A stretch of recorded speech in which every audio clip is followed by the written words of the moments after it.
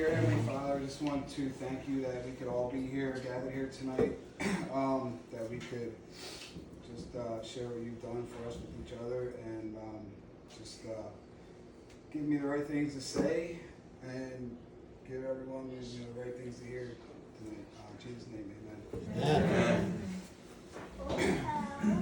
amen. Alright, so I guess we'll start out by saying today I have 23 months and 29 days sober for drugs and alcohol.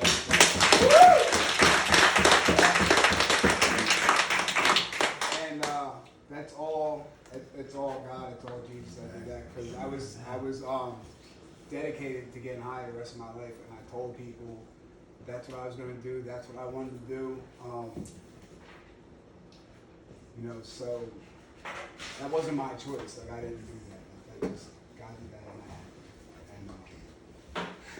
and I turned my life over to Him, accepted Jesus into my life, March 23rd, 2018, right here in this room. And since then, there hasn't been, any desires to drink or use drugs or anything, any like cravings, nothing, like no thoughts or anything. Like it's just, and then when I hear about somebody doing it or using drugs or thinking about it, I can't even wrap my head around why they're thinking about this. Like, so God removed that whole part, the whole addiction part of my life. Like it just completely removed it from me, and I can't explain. It's just gone, right? So before all that, I was out there for like 24 years doing all drugs, everything, dedicated every day, and I didn't go to church. I didn't believe in God. I didn't believe in anything. I used to make fun of people when they would hear that they're born again or whatever. I would like think that that's like, if I was to call somebody born again, I was like insulting that and everything. So, Christmas 2017, I woke up like homeless in New Falls Motel. That's where I was living. And, somebody that my mom went to church with somehow ended up contacting me like the next day or that day, and picked me up and took me to a church, and I slept in this church overnight, and then the next day he made a phone call and somebody else made a phone call, and this rehab from like Williamsburg, PA picked me up like 5 hours away, like near Pittsburgh. And I went there, and before I knew where the rehab was, I was like thinking, like I wasn't, I guess, praying, maybe I was, but I didn't know Jesus yet, so I don't if I was praying or not, but I was like hoping it was like far away so that maybe this would be done and end up being 5 hours away. And it was like on top of a mountain in the middle of nowhere. The closest thing was like 10 miles away, so there was like no name. And so they came, they picked me up, and I went there, and when I got there, I was in detox for like 3 days. Then they moved me over to like the room part of rehab, and on the dresser next to my bed was a life recovery bot. And like the other two guys in the room, they didn't know who it was, where it came from, or anything like that. So I just took it, and like I read the introduction and then put it down. And 3 months later, I went to the service that they brought to the rehab, and they started praying for the addicts and stuff, and I'm like, and listening to what they're saying, and things started making sense. And I started, all right. So I went back to another service, then I got out, and I came to this meeting, and I turned my life over here. So since I turned my life over, things have gotten, like I can't even, like things have gotten like totally, like everything is just, everything's totally different from what it was. Like, I go to church like more than like 2 or 3 times, sometimes 4 or 5 times a week. Bible studies, church, meetings like this. And I want to hear what's coming out of the Bible. Like, it doesn't always make sense to me. In the beginning, none of it made any sense to me, but there's like little things here and there that for some reason I understood. And like, I don't know, like when I was at the halfway house after I got out of the rehab, I went to an AA meeting, and I wasn't big with AA and NA because I was in and out of AA and NA for a long time, so I was like 15, and I just pretended it worked. So if I go there, it just doesn't really work for me, and so like God is what works for me. Like God does. I feel like I don't have to work. Like I feel like I don't have to work, but He just doesn't. And I'm a little nervous. Like I'm trying. Awesome, man, brother. Awesome. I'm trying. All right. So when I went to the AA meeting, I just went to because like we had to go to like 6 a week or something for the halfway house or whatever, and I seen somebody I knew from like 6 years ago. I used to go highway, and he was there. He had his own business. He was clean, sober, and everything, and he asked me to work for him. So we started working with him. Like so, right out of the halfway house, I had like an $18, $20 an hour cash job, like right away. Like, and I asked for any of this, like just right. So from there, he found somebody else, and we went to work for this guy, and then there was more money, and then he went somewhere else, and this guy wanted to keep me, and he was giving me money. And I didn't have a license, and he hired somebody to like drive me to work and to do the work. Like I don't know, like who would do this for somebody? Like, you know what I mean? Like who would hire somebody and pay them like $15 or $20 an hour to drive another guy to work and pay that guy like $30-some an hour for me to basically just teach somebody how to do the same work that they know nothing about. Like so, you know, God has a lot to do with all this, like everything in my life. So,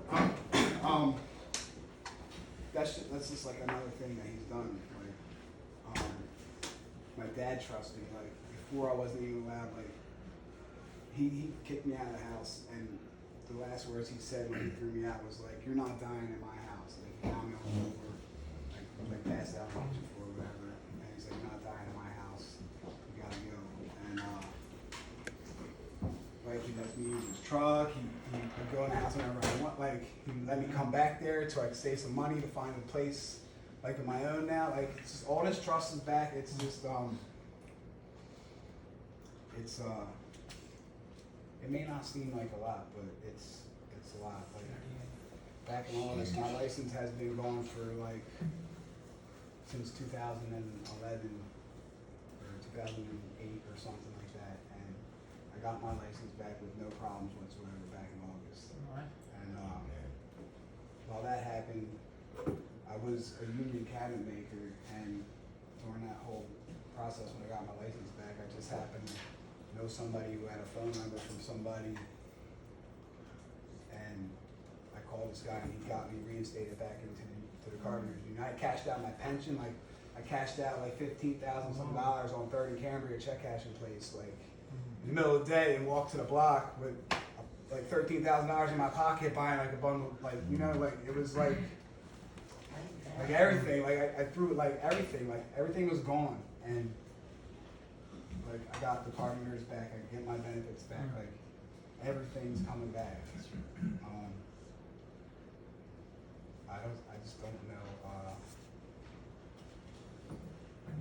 Like I met Carrie here, and then you know we go to church together all the time. Like we've read the Bible like twice, I think, together. We're trying to do that more. But we sometimes talk about what's at church. We pray every night together. Just out of the blue, sometimes we pray together. You know, proposed to her here the other night. Amen. We met here like 2 weeks after I got saved, after I turned my life over. She showed up here at this meeting, and we introduced ourselves to each other. We started talking, and then she came back a week after that, and we just exchanged phone numbers, and haven't like really missed 24 hours of talking since then. Like we try, like we fight and we try not to talk to each other, but it don't work. It's all like what you call we have the biggest thing in common, and we have Jesus, we have God. Amen. Like, Amen. so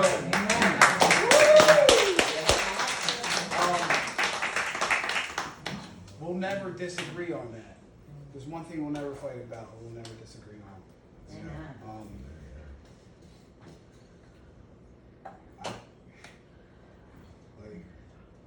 Another thing that, like, all just little things, but they're big things. Like God does all these little things, but they're big things because they seem little, but like I couldn't do them, and I couldn't explain how to get them done. But like they're, I don't know, I can't explain it. So like I started working for this company when I got reinstated back into the union, and they had like 15 carpenters and like 2 big jobs going on, and the one job ran out. They laid off like 8 guys, 9 guys, or whatever. They kept me at the other job. Then they laid off the other 3 carpenters at the other jobs. The company laid everybody off and just kept me. Wow. People been there for 5, 6 years, did their apprenticeship there. Like I can't. And I prayed. We prayed about. Like I prayed when we prayed. I prayed about work. Like just keep me working. Keep. You know what I mean? Like yeah, I get laid off and I can call and go to another job or whatever. But you know, it's just a little hassle. But when I don't know. Like he answers prayers like all the time. He answers our prayers all the time. Like we prayed for Carrie's son to. We wanted to take him to do like a job application at Home Depot or something. Something happened and we couldn't take him. So we said, all right, then we started praying about it because we weren't going to probably see him for a week or something. We started praying about it, that like he finds a job or do something with the job situation for him or whatever. And I don't even know how long later it was, like a week maybe. She calls him up and say like, we're going to take you on Saturday again. Good. He's like, oh, I got orientation this week. I got an interview. I already got he got a job like Wow, that's great. and like I can't even I don't know I can't even there's so much stuff in it, and you know I didn't do any of this, like I didn't ask for any of this, like I didn't want to live no more. Christmas morning, dope sick in New Falls Motel. You know, 6 degrees outside, no money to stay any more nights there, like, and I don't know, you know, like, I come to church, I come here to hear whatever's coming out of the Bible. It doesn't always all mean something, but the stuff that means something, I really understand, like, it really means something. I used to read Proverbs every morning, every day before work. I haven't read it in a while, so I don't even know what day I would be on right now. It's been a while. But I try to do that. I don't know, just like. Who gets the glory, Joe? Huh? Who gets the glory? God gets the That's glory. right. I have a vehicle, like I have a driver's license, I have a vehicle. Like my dad trusts me with everything. He bought a brand new truck, and like 3 days later, he's letting me take the truck so that me and Carrie could take her son and get his haircut. Like brand new truck. Like I'm like, yeah, I guess I gotta wait a little while. But he's like, what do you mean? He's like, hey. I'm like, what do you mean? Like I don't want to like before he was like, oh, come pick up the house key and go to the house. I'm like, no, I don't want the house key, like, cause I don't feel right taking it, even though I know you trust me or whatever. Like I couldn't do it at first, and now like I'm living there. He wouldn't leave the room if I was in that same room because I would take something, like, you know what I mean? And I don't know, I don't know. It's so different. So like, you know, if you don't have Jesus in your life, you really should. It's really. Right. I never wanted any of this. Like, I never went to church. I didn't like going to church. I said funerals and weddings. That was it. When I was younger, I said, go to get the bread and the juice. That's what, you know, like, it was just, that's what I said, like, and I only went when they made me go, like, now, like, you know, I enjoy coming to church, coming to these meetings, going to Bible studies.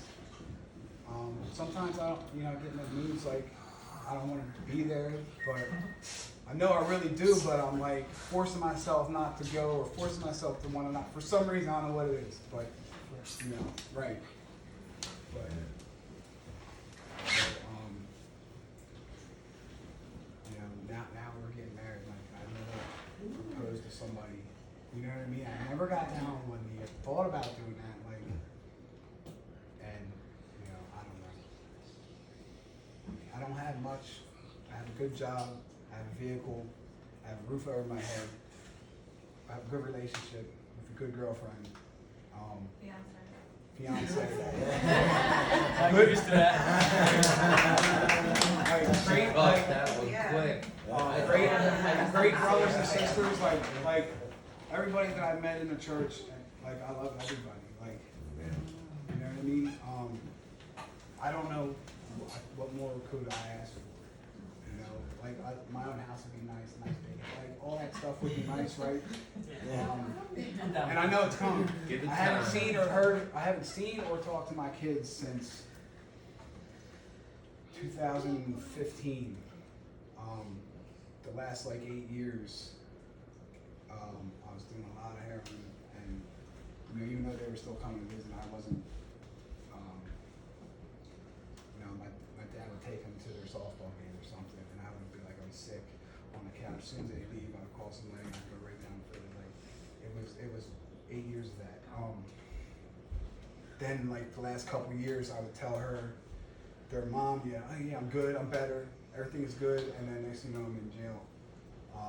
Get out to it again. So it's been like 5 years since I even seen or heard from him. And my oldest daughter got a driver's license, got a brand new car, and like she's got a job. My dad still talks to him, so I hear things, and he shows me pictures and stuff. Whenever God's ready to put them in my life, they'll be back. Like, and I trust 100% that that's going to happen, and I'm patient. And you know, sometimes I think about it, and it upsets me, but I think about, you know, like maybe I just don't have nowhere to bring them to right now. You know, that's why he's holding them back right now. You know, I have a truck, but I don't have a car to put both of them in there. So maybe that's why. But I really do trust in Jesus, and I try to be as patient as possible and as humble as possible. And I just sit back and watch and answer prayers. That's it. Awesome. So,